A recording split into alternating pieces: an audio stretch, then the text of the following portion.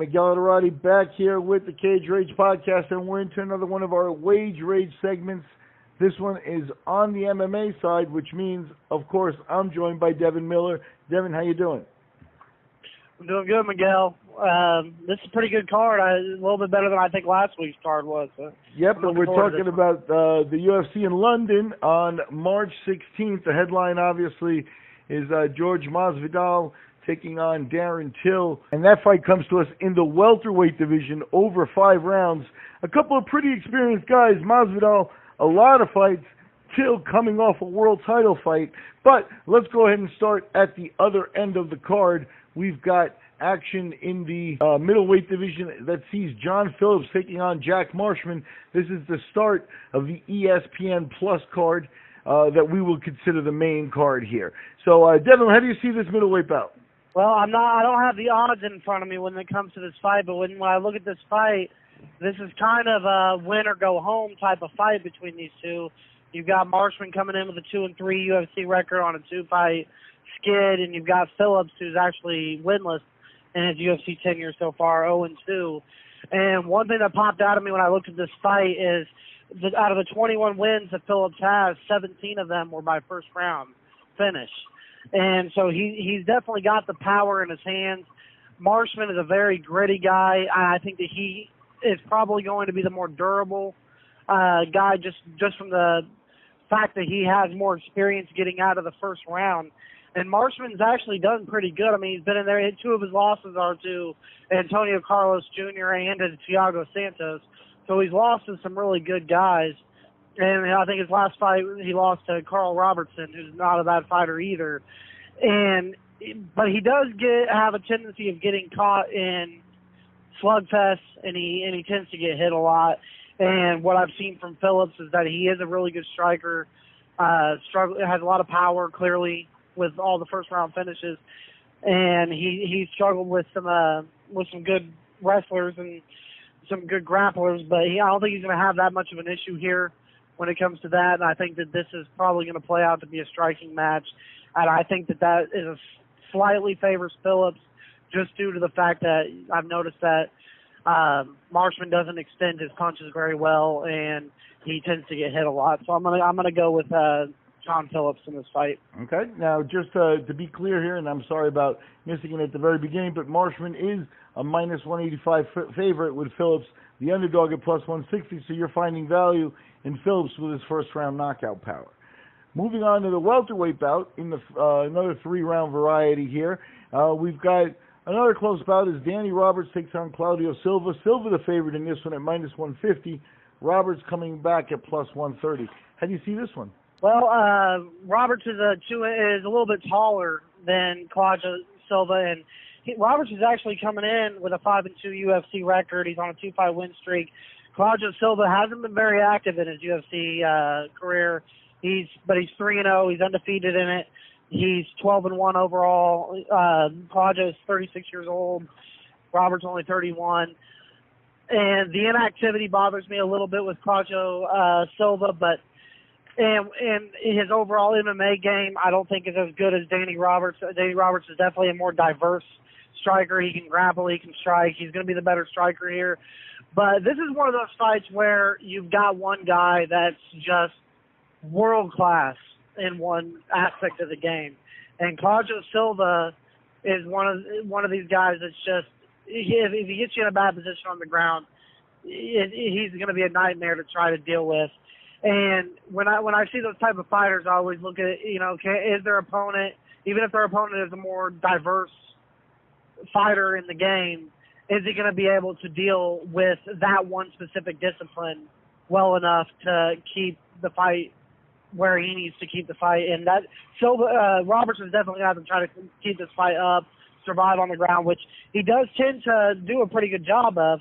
But I see Silva putting a lot of pressure on Roberts in this fight, and Roberts has been shown before that he can survive on the ground, but I think this is a little bit different level, and I think that just stylistically this fight favors Claudio Silva, so I'm gonna pick him.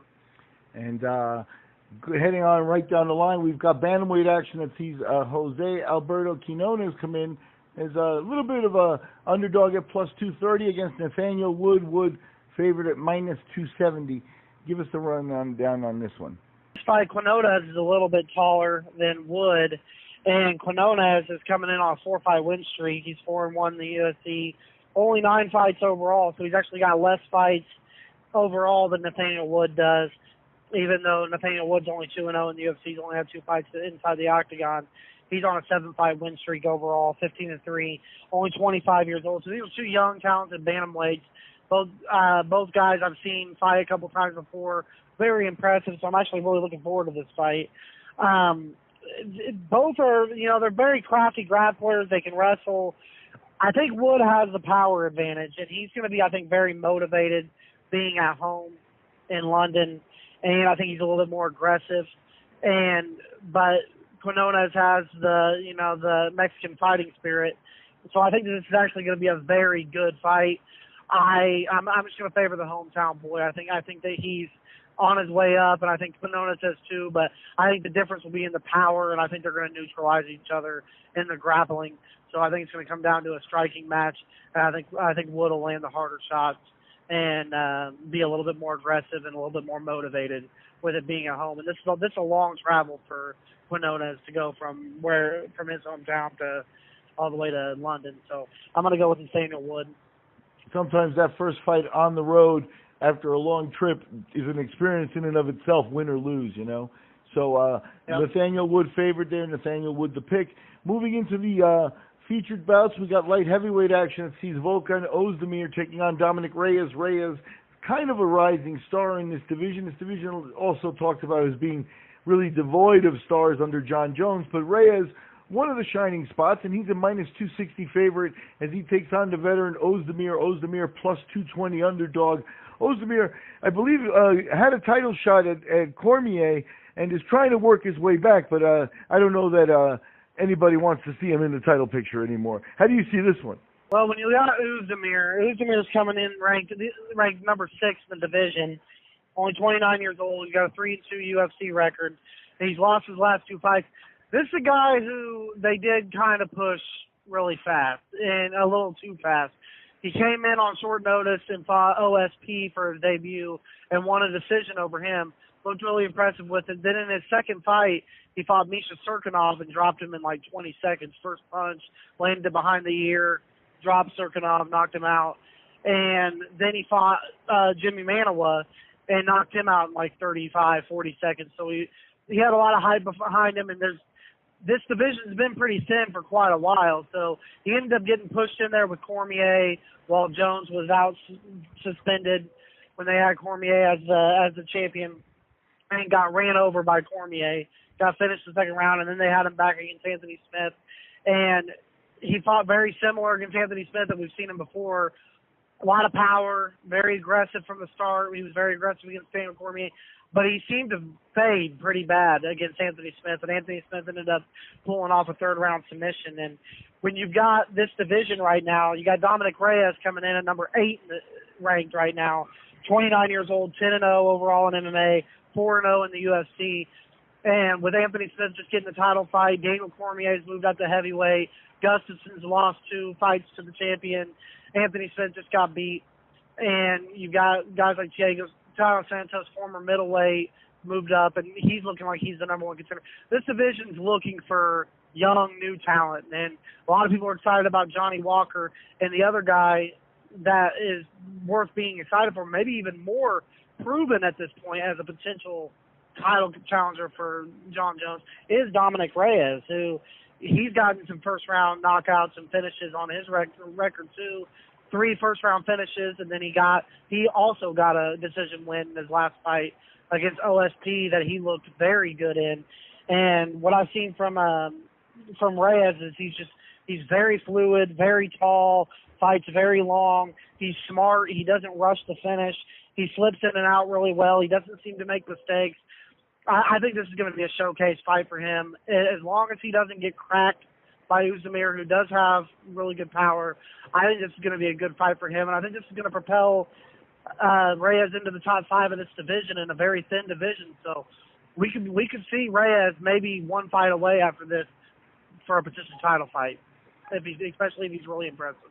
Moving down the line, we've got the co-feature sits in the welterweight division. A couple of guys who've had people's attention now for a long time. Gunnar Nelson, one-time prodigy, a little bit of the shine's come off, but he's working his way back. And Leon Edwards, one of the rising stars at welterweight right now. Welterweight, one of the hottest divisions, but Edwards favored over Nelson at minus 145. Nelson coming back at plus 125. How do you see that? Well, this one was by far the toughest fight for me to pick, and I'm still kind of unsure about where I'm going with this. But when I look at these fighters, I mean, you got Leon Edwards coming in ranked number 10, Gunnar's coming in ranked at number 13. Leon Edwards has an overall MMA record of 16-3. He's 8-2 in the UFC on a 6-fight win streak, and one of his losses, he fought Kamaru Usman to a decision earlier in both of their UFC tenures. And you got Gunnar Nelson coming in at 8-3 on a 1-fight win streak. He got knocked out by Santiago Ponzinibbio in the first round about a year and a half ago. Made his return, looks physically better than he's ever looked, and finished Alex Oliveira in his last fight, cutting him up real bad with an elbow. And it was a very impressive performance. But even with the better physique, Gunnar's still the same fighter that we've seen.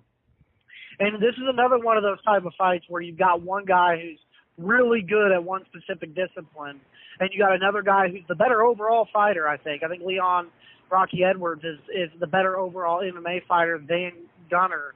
But Gunnar has the best specialty. And he's got the strongest tool in his warehouse, even if he doesn't have as many tools in his toolbox. But Leon, compared to somebody like Danny Roberts against Claudio Silva, I think Leon does have the overall MMA game enough to prevent getting overwhelmed by that one very strong tool that Gunnar has. Gunnar's not weak on the feet. He's not his overall MMA game is not bad. He transitions well. I'm not sure I think he's gonna struggle for the majority of the fight, getting this fight where he wants it. And Rocky Edwards is one of those guys, a lot like what I just said about Dominick Reyes. He's tall for this division, fights very long, he's very smart, he's very fluid, and he actually just has a win over Donald Cerrone, and that was primarily a striking fight, so the kid can strike. And I think that he's going to be able to defend well enough to keep this fight primarily on the feet, and I see him just landing more volume on Gunnar. But Gunnar, like I said, this is a hard one to pick because if Gunnar gets this fight in a bad position, it can go Gunnar's way. But I'm gonna go on a decision win with Leon Edwards.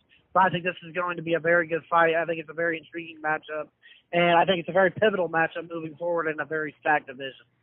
And the main event of the evening, a lot of talk, as I stated in the intro, a couple of veterans that just like to fight and, kind of have earned the main event spot. Jorge Masvidal, moving into the welterweight division, seems to up his game a little bit from his run as a lightweight. Maybe the weight cut is more comfortable as he's aged. And he's going to London to challenge England's Darren Till. Till, coming off a title shot loss, looking, to start to bounce back and stuff and looking to prove, that he's a cut above Masvidal. Masvidal looking for a fight, stepping in to this one, calling this one out just because, like I said, these two guys like to fight. And the build-up has almost been just about that. This one could also be the fight of the night, in my opinion. Right now, the books have Masvidal as the underdog. He's coming in at plus 200, Till minus 240 in the favorite spot. How do you see this one, Dev? Well, we got an all-welterweight headliner and co-headliner. And just like Edwards and Nelson was a pretty pivotal fight for an already stacked division, this one's even more pivotal. And just like Edwards and Gunnar was really hard to pick, so is this fight.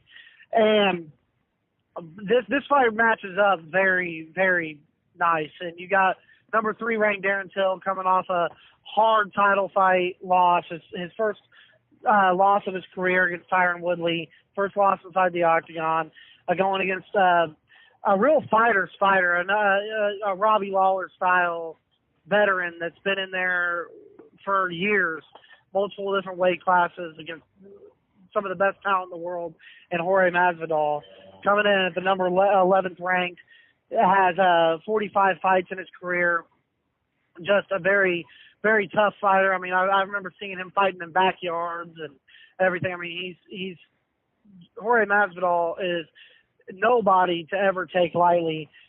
And he's on a 2-fight skid to Damian Maia and to Wonderboy Thompson when he was, before that Maia fight, he was knocking on the door of a potential title fight.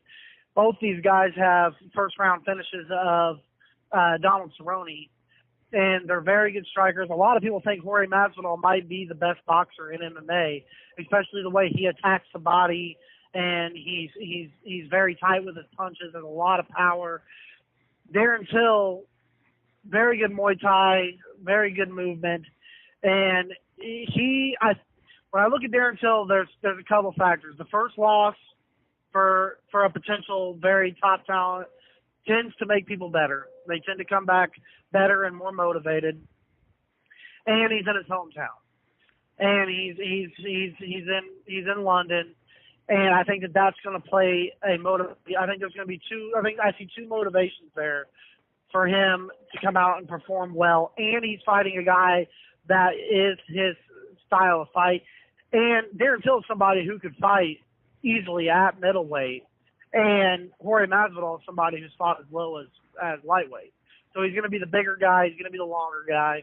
The thing is, the real wild card here is Masvidal is a very, very good boxer. Really, a lot of power in his hands. I'm going to be pulling for Jorge Masvidal because I've always really liked Jorge Masvidal as a person and as a fighter. I think Darren Till will take a page out of Wonderboy's book. I think he's going to fight this fight long. I think that he'll have a little bit more diversity in his strikes, and I think he's a little bit bigger than Masvidal. So I'm going to go by. I think it's going to be a 5-round chess match, and I'm going to go with Till to pick up the win in London. Very interesting. Yeah, this is a fight that with Masvidal involved is dear to my heart. If you look at his record, you said 45 fights. Probably about 10 of those were fights that I was involved in and match made for him. So I saw him coming up the learning curve as well. And the bottom line is, I think you're looking at a guy who's, from the time he was very young, always looked to diversify. He's had kickboxers in his corner. He's been with the Avalon brothers in Florida. He's been with American Top Team. And he's always been looking to, keep the diversification in his game. And I think the boxing was always his secret weapon. If you want to look at a fight of his that happened before he arrived in the UFC, but against UFC quality opposition, he fought Eve Edwards in New Jersey. And Eve Edwards was also a guy on the cusp of a UFC world title shot before the division went, on hiatus for a while. But, Eve Edwards was a pretty skilled striker in his own right, and you can see in that fight he does, possess a lot of skill on a stand-up, and now it's a good 10 years down the line, the kid's only gotten better. But I agree with you, in Darren Till, you're facing a lot of intangibles here, and a guy who wipes out a lot of your intangibles. A guy who fights in a backyard is a guy who loves to fight. Well, Darren Till, you're not going to like to fight more in Darren Till either. So, some of the joys and things, in those types of intangibles, these guys are balancing themselves out when it comes down to it. Till fighting at home, the bigger guy, you start knocking checks off on the skill level and stuff. George is facing a tough fight here, and I have a tendency to agree with you as picking or having people pick with money. The other thing that Masvidal has had a tendency to do, despite his skill, is that he has a tendency to, not get off, and then it becomes something where it's hard to convince the judges if you're fighting a defensive style, trying to counterfight, and unfortunately, that's hurt him in the past as well. I completely agree. I think that hurt him a lot with Wonderboy Thompson, who Tyron Woodley showed very well that Wonderboy Thompson does not do good going backwards. And I think Darren Till showed the same thing when they fought. Wonderboy is one of the hardest people to hit. He's very elusive. He's very crafty and tricky, so you got to be on your guard. You can't make mistakes against him. But Jorge Masvidal just didn't pull the trigger in that fight, and that is something that's cost him. There was a lot of rumors before this fight was made that Nick Diaz was going to come back and fight Jorge Masvidal, and I think that would have been an epic fight that would have played right into the hands of somebody like Jorge Masvidal. But Jorge Masvidal, one thing that I do want to say, he would be perfect. It's a perfect top 5 contender if they were to open up a 65-pound division. But that's neither here or there if they would do it. But he would be perfect for that division. And I think that he would be a very top contender against anybody at lightweight that would be to move up. He struggled so much at lightweight because of the weight cut. If he had to fight those guys at lightweight at his natural weight, healthy, I think he's a top 5 contender in that division easily. And at welterweight, I think he's just a little small. And I think a 65-pound division would be great for him, but we'll see if it ever happens. And that's our look at the UFC's London offerings from March 16th. The CRP's MMA team, Miguel Durrani and Devin Miller, making their picks for Saturday's fights. Check your local listings. It's in London, so it should go down Saturday afternoon in the States.